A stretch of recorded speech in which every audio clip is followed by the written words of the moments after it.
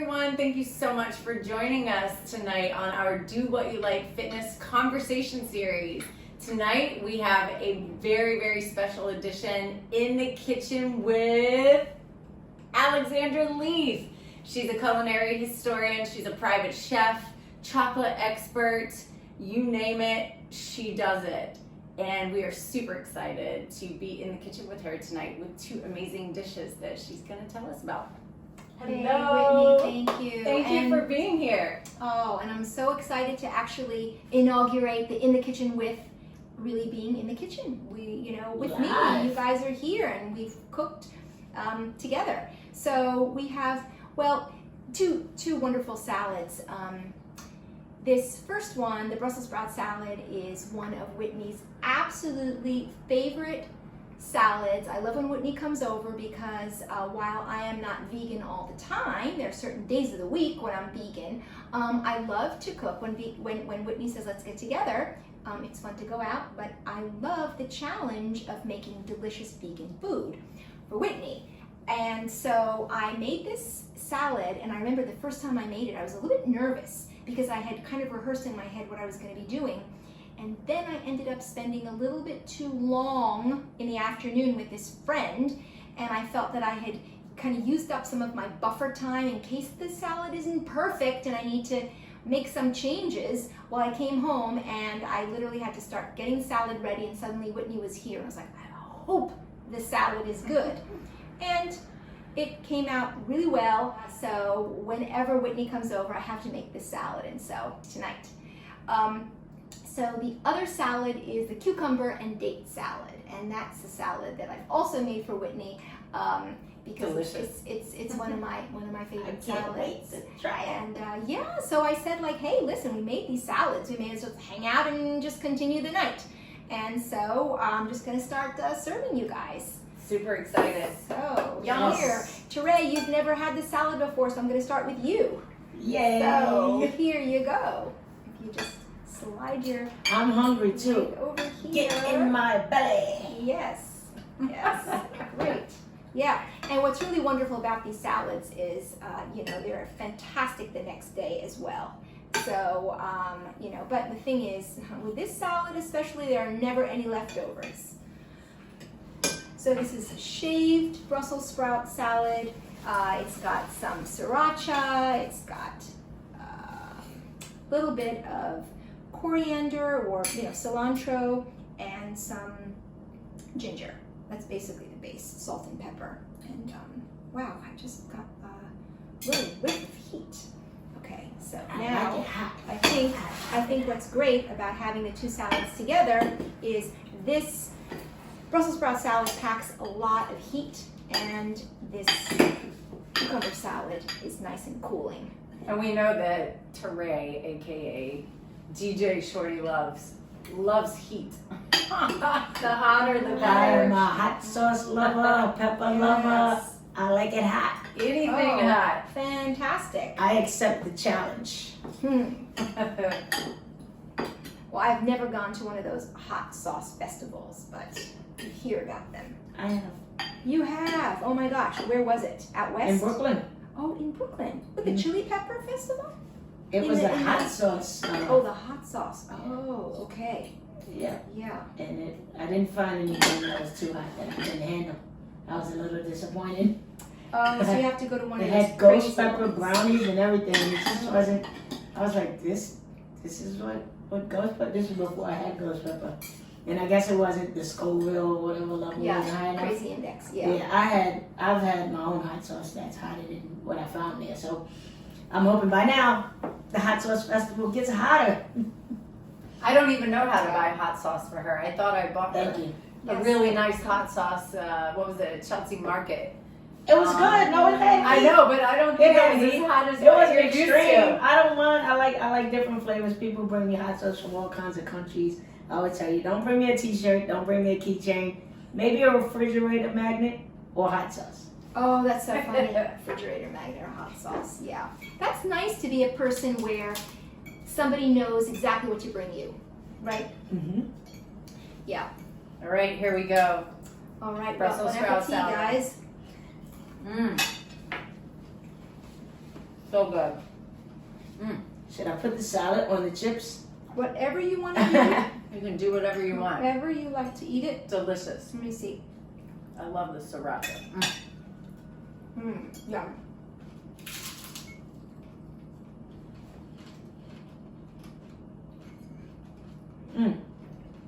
That is good.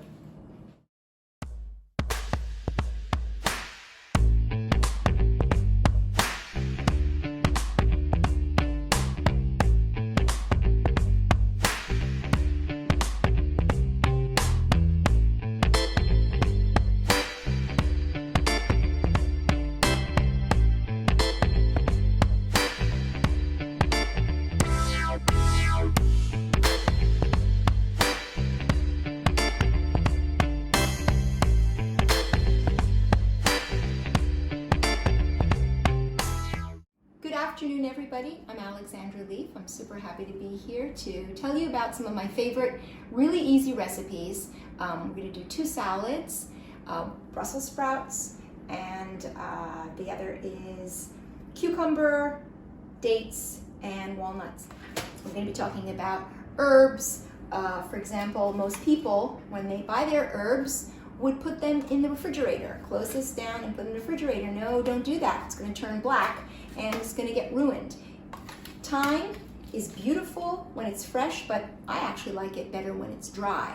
So when you have a pretty big quantity, this is going to last you for a month or 2. So when you're done, and I'm going to show you how to get the leaves off easily, you want to just keep this on a plate. I just keep this right here in my kitchen all the time, and it's even easier to use. I do the same thing with rosemary. I take it out, I leave it on a plate, and I always have the rosemary and the thyme that just add such depth of flavor to actually anything. You can put it in eggs, put it into salads, put it into soups, really put it on anything you like, even a fantastic piece of bread that you've toasted with some olive oil and salt, a little bit of herbs. I just love herbs, and they're also great for your health. So I guess we'll just get started here.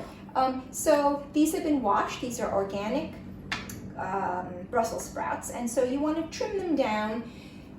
Brussels sprout, this is kind of a nice size. The small ones are nice too, but it's a lot more labor because they're smaller and you're doing chopping and trimming down everything. So I like this size a lot. So I'm going to trim off the bottoms. If you have access to a compost, that's even better. So this is not going into landfill or causing any kind of greenhouse gases. Trim these down. And then what I'm going to do is I'm going to chop them really, really finely, and that's going to form the basis of the salad. Now, for salads and soups and for most dishes, baking, of course, is entirely different. Baking, it's very scientific. If your ingredients are not in the proper proportions, your cake is not going to rise. Your mousse is not going to, it's not going to work out. Your cookies. Baking really needs for ingredients to be very exact. I don't really like to cook that way. What I like to do is be very improvisational. And so with the salad that I'm teaching you to make, if you really love ginger, add a ton of ginger. If you're cooking for people that you know don't like ginger, you're going to have to leave it out, or you're going to just chop it, put it on the side, and then serve them without it. So you're going to adjust the ingredients according to what you like. I happen to love ginger, and luckily most people that I cook for also love ginger, and so it's never an issue. Because I like to even bite into big pieces. I don't even chop them that finely. But for today, I'm going to be chopping them very finely so that you can do this in a nice, let's say, correct way. With this amount of Brussels sprouts that was just under a pound, it depends. If it's a main course salad or if it's a smaller salad, this will really serve at least 4 people.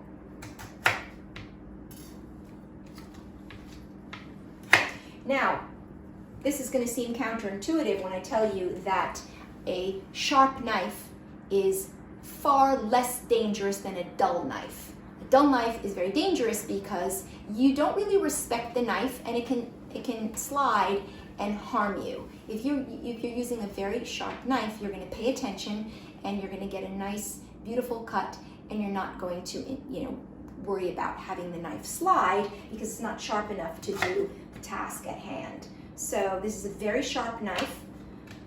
So I'm going to be very careful when I cut this very, very finely. So you're about to see me kind of chop this. Now when you do cut up Brussels sprouts, you lose a lot of these little random tiny leaves. You can kind of gather them up.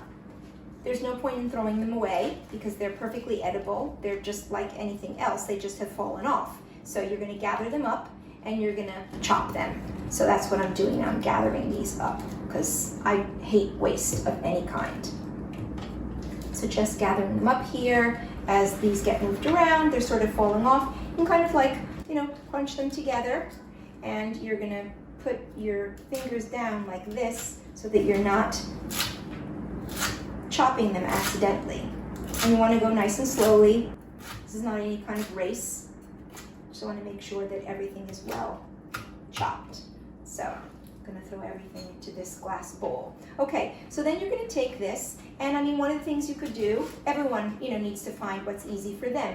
You can cut them in half and then go like this and just do this kind of chopping, and you're getting things. It's basically, you're making a shaved Brussels sprout salad that is really like all the rage in so many restaurants.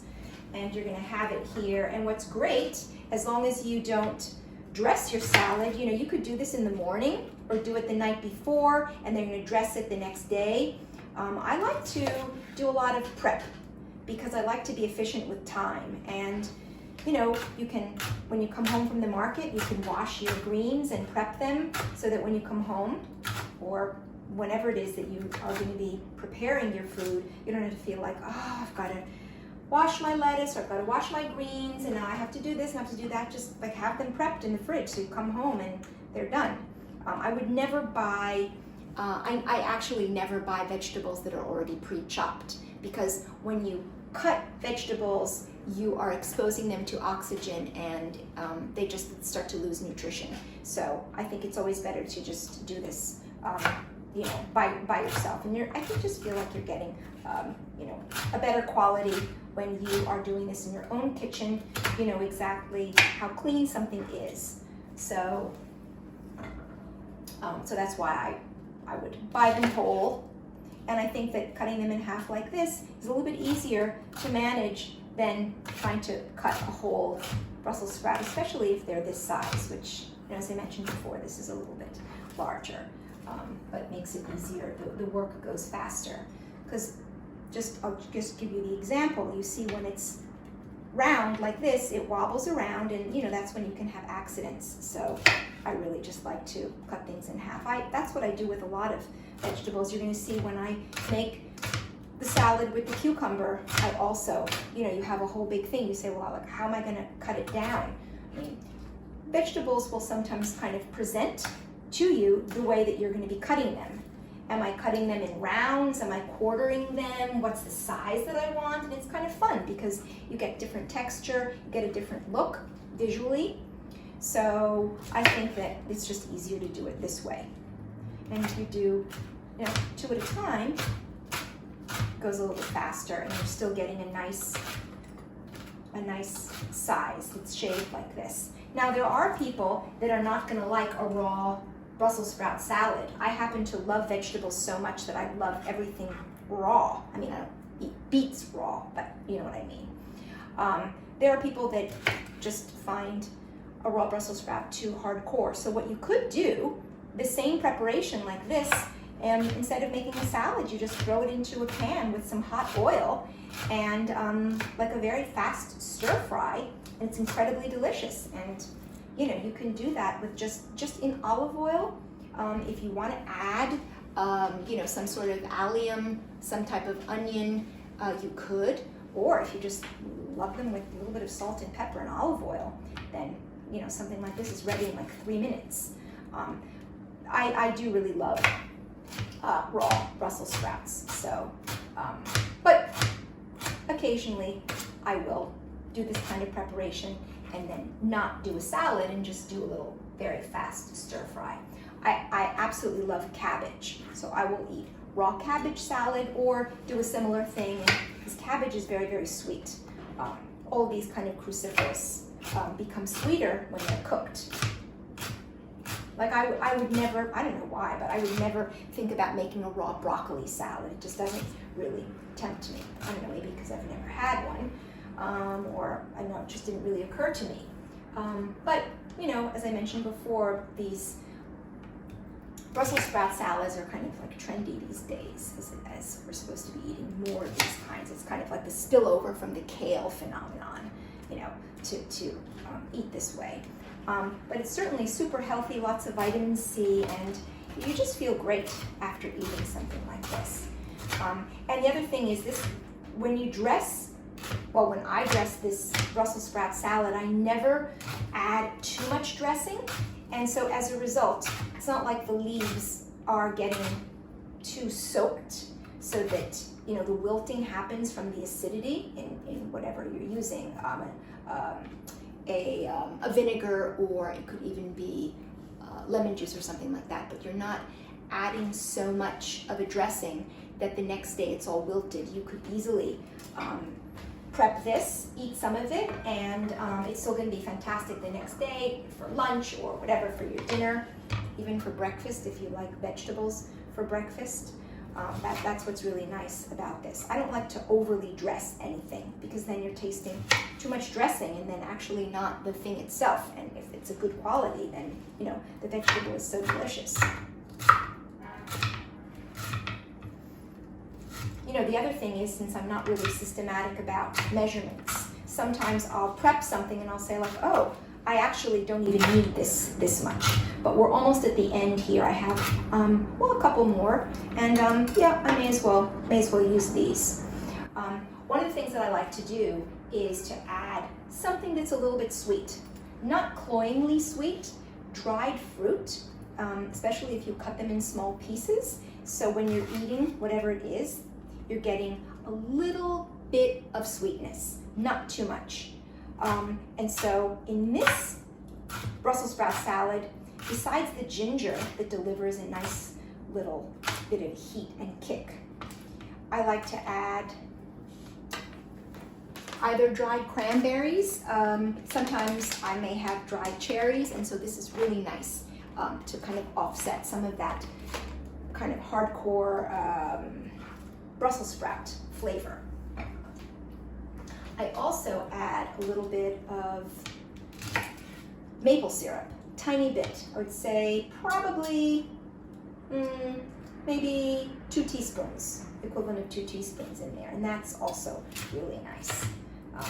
You know, if you think about it and you wonder, like, what is flavor and how does flavor work in a dish? Well, very often it's a balance of acidity, sweetness, and you know, maybe kind of a bitterness or a tanginess. And so that's why sometimes, you know, if you're making a dish and it tastes a little bit flat and you're trying to figure out, like, what's wrong with what's missing here? Very often what you just need is to figure out what the balance is, that something is off. Oh, maybe it needed to be a little bit tartar, and then everything comes into balance. Salt is also a really important ingredient, because without salt, everything tastes flat. So it's not that your measurements are off in terms of your ingredients, it's just that maybe you forgot to add salt or you didn't have enough salt. Salt is really not a problem when it's your own salt. And this is a salt that I make. It's an herbal salt. It's really beautiful. It's got thyme and rosemary and some kind of smashed garlic cloves, and you mix it all together. It's amazing seasoning salt. And salt, like table salt, is not the salt that you need to be concerned about in your diet. It's processed foods that have a huge amount of added salt. That's what you need to watch out about. People tend to undersalt their pasta water, or they don't even salt it at all, and that's crazy, because the pasta then really does not have a lot of flavor. So salt, don't be afraid of adding salt. Obviously taste things as you go along, because once the salt is in there, you cannot get it out. You can always add more, and too much salt will ruin something. I would say that I'm going to add about a teaspoon of salt for this amount right here. Now, olive oil. Olive oil is really important. And well, if you have access to Trader Joe's, they have the best prices. don't get hung up over something having to be from Italy or having to be from Spain or having to be, from a particular country. What I really love is this Greek olive oil, but I love any good olive oil, high quality, and of course it has to be extra virgin. Otherwise, it's not first cold pressed, it's not the quality that you should be getting. Okay, so finally we are done with all of the chopping, and then we get to the fun part. This is the prep cook part that is not necessarily really fun, but you gotta chop it up to have it. Okay, so what I'm also gonna be adding now is a little bit of ginger.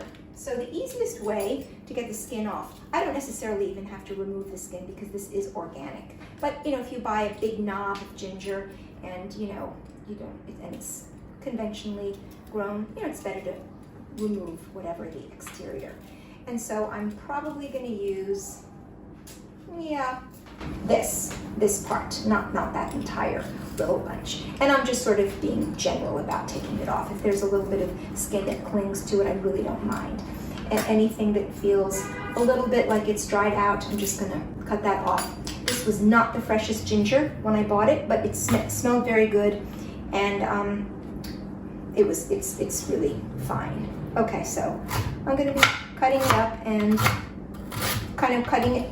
Whoops! See, you got to be careful. Cutting it coarsely, and then later on I will chop it a little more finely. And as I said before, I'm not going to worry if some of the pieces are on the large side, because the guests that are going to be enjoying this salad love ginger, and they're not going to mind biting into a piece.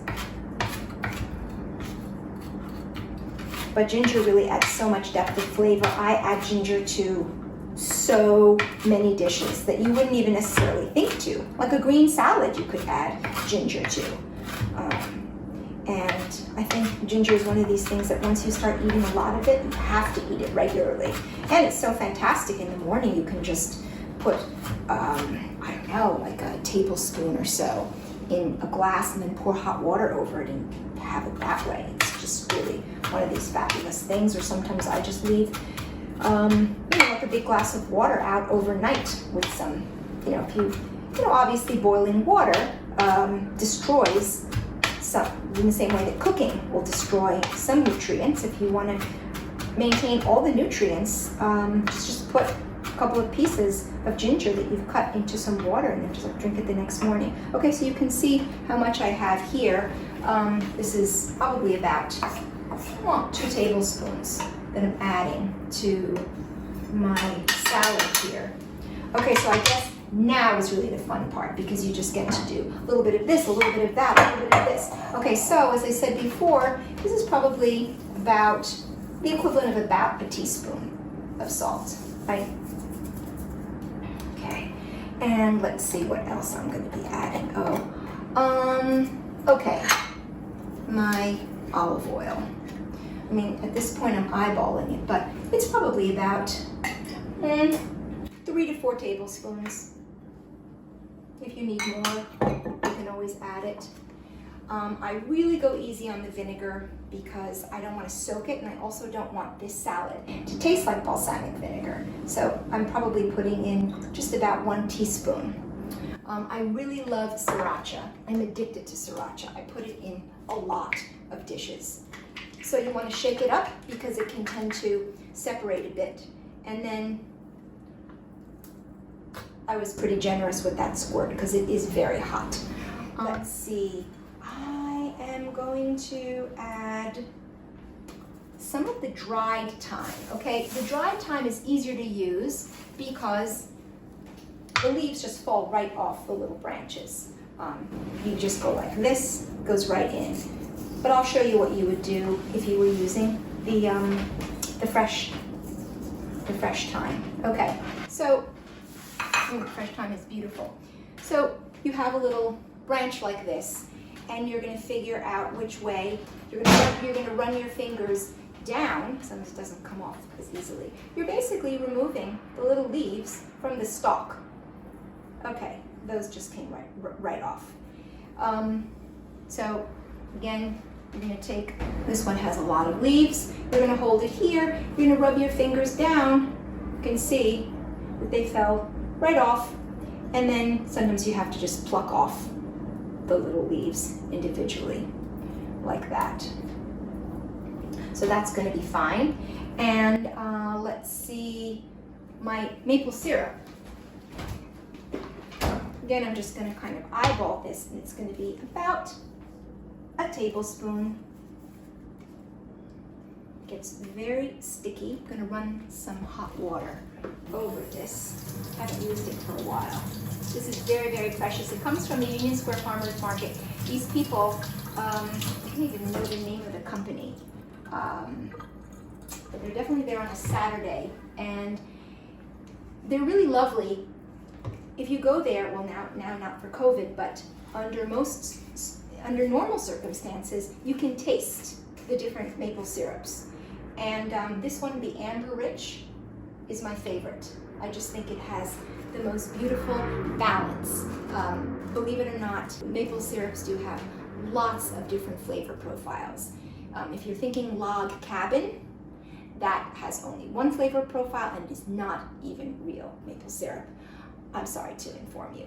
But the real stuff from Vermont, lots of different flavor profiles, some with more vanilla notes, others that have just a sort of a sweeter flavor, more vegetal. It's very exciting actually to kind of think about all the different flavors that are possible with maple syrup. Let's see, I'm going to start to mix this up and see if I'm happy with my result. And if I'm not, then I'll have to adjust the seasoning. You know, there might not be enough olive oil, but I think there probably is.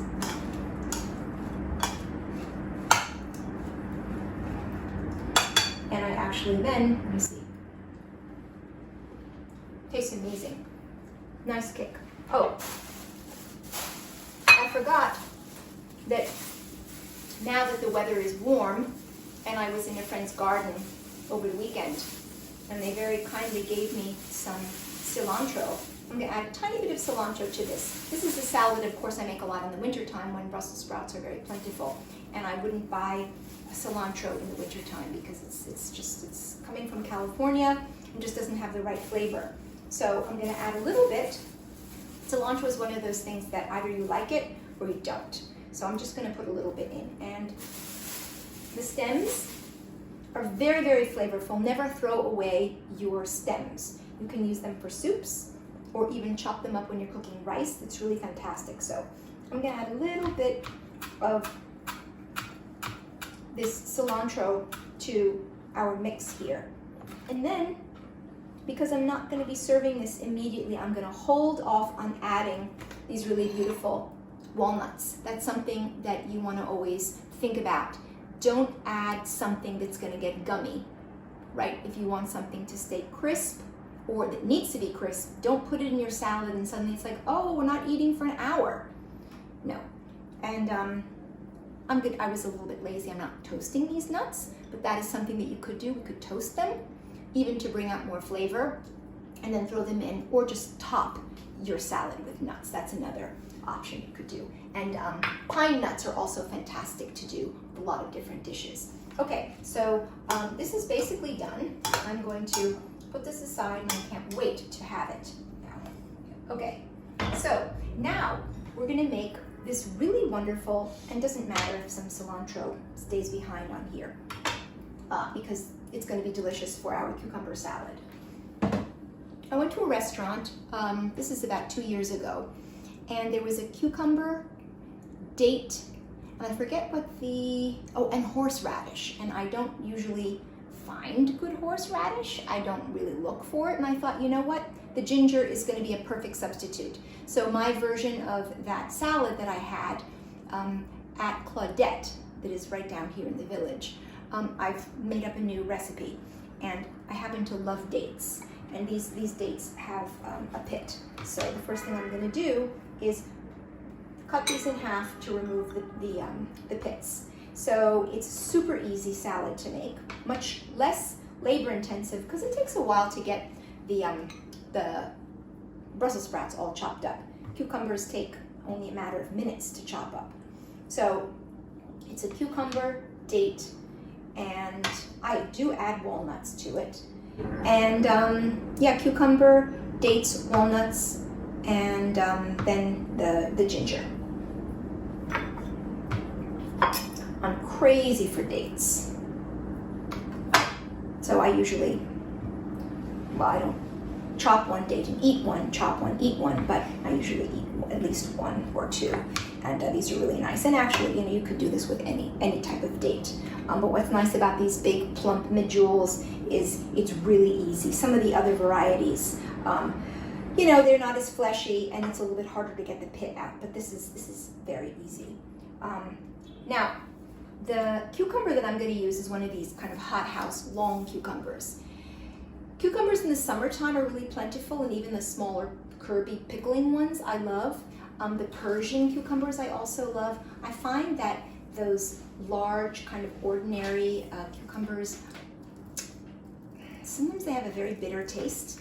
So I've kind of switched over to these, and I really never have a problem of bitterness. So, and it has this kind of handy little biodegradable wrap on it that also keeps the moisture inside. So you can potentially use only a portion of the cucumber, and then it still stays well protected, because in a refrigerator, well, in your crisper doesn't really happen as much, but your vegetables can tend to get dried out. Again, when I was talking before about deciding how are you going to cut something up, well, if I cut this across like this, that would be too big and unwieldy. So you're going to want to cut the cucumber in half, and then what I like to do is even quarter it. Or yeah, I'm going to quarter it. Sometimes you might cut something into thirds, like a zucchini or something. But this, I think, I've done this, oh, I'm sorry, it's in 3 pieces. So I'm getting something that is a nice kind of bite-sized amount. And I'm going to see how much I need after I do the second piece. I'm going to add these in here. That's something you always want to consider is this a good size for the eater? And obviously you can vary the sizes of things. You would want something very, minced, very small, like an herb, or a shallot or something like that, especially if it were raw. And I'm thinking that my date will probably be a little bit smaller than that size.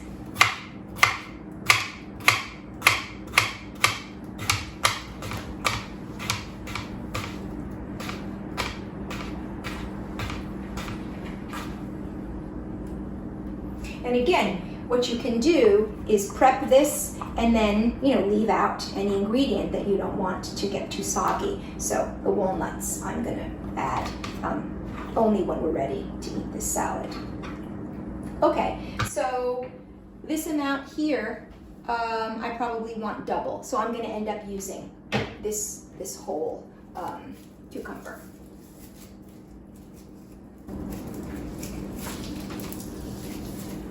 Many recipes, and if you cook a lot, you eventually figure this out. Sometimes recipes are so off about quantity, and then it ends up to be so much more or even less. But you can pretty much eyeball it. If this is like for 2 people, and then this is for 4, and so it's useful to have something for 4 because, as I was mentioning before, these recipes, these particular salads, don't have the sauce or the dressing that's on them it's not so saucy that it has to be eaten that night or the next day. It's too too saucy and then wilted. So it's really nice to have something the next day. And we have to be smart about labor. Why work twice as hard? Why make something, for 1 serving, well, 2 servings, if you can do it for 4.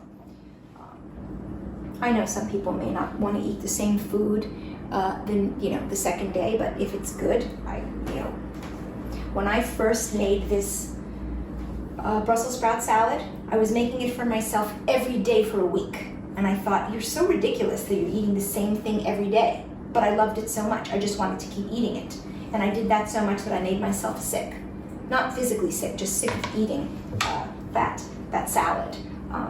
And I've been off of it for a while, but I'm very excited about how it came out. I can see that the amounts of everything I put in, the sriracha actually has vinegar in it also, so it's causing the greens to wilt and just be perfect. Because if you were eating the Brussels sprout without any dressing, it's like a lot of this stuff in your mouth, like a horse eating, hay or something like that. This is just perfect because it's just been wilted down. In the same way that, what's that wonderful fish? Just blanking on the name. The fish dish that the fish is actually cured. It's Latin. The fish gets cured from the lemon or the lime it's used. So that's what acid does to greens and things, and makes them not only tastier but also it's like with kale, the experience of eating a leaf of kale, or when it's got a nice vinaigrette on it, it kind of wilts down. It just becomes much more palatable. So when you're cutting up the dates, sometimes there's a little kind of hard piece that remains. Just pay attention to that and pull that out. And the dates will stick on your knife a little bit, but that's okay. They're sticky and they break down a little bit, but it doesn't matter. You just have to kind of pry them off your knife.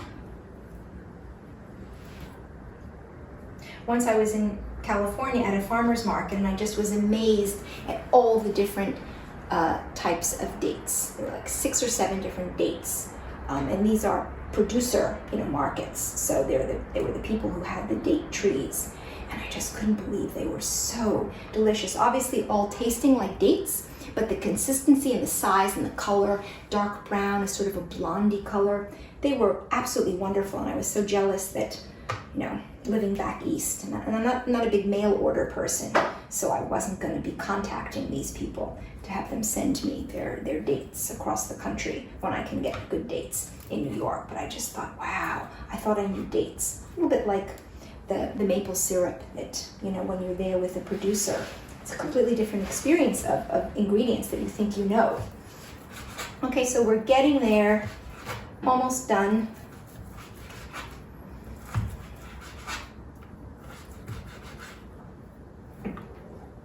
Yep, this is okay. This is a little bit much. I might keep some of these dates back, otherwise I'm going to overwhelm my salad, and I will eat these another day.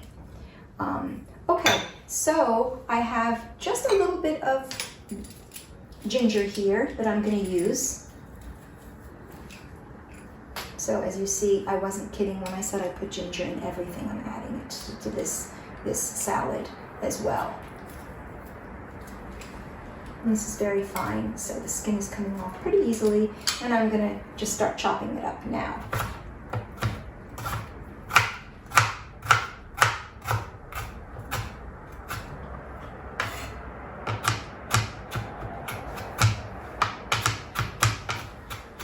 I never like to use garlic raw. I know some people like raw garlic, but I don't. And I don't really like raw onions either. I prefer to use scallions, or I'm a big lover of chives. And chives are really easy to grow. There's a terrace in my building, and chives are planted, and I like to go up there and get them because I feel that it delivers just the right kind of taste of onion without it being overwhelming and having it linger on your breath for the next 2 days. Okay, so I think this is enough of the ginger. Put this in here.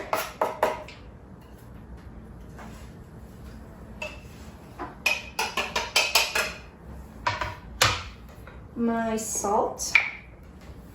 I'm going to use a little bit less than in the previous salad because the quantity is smaller. and my olive oil.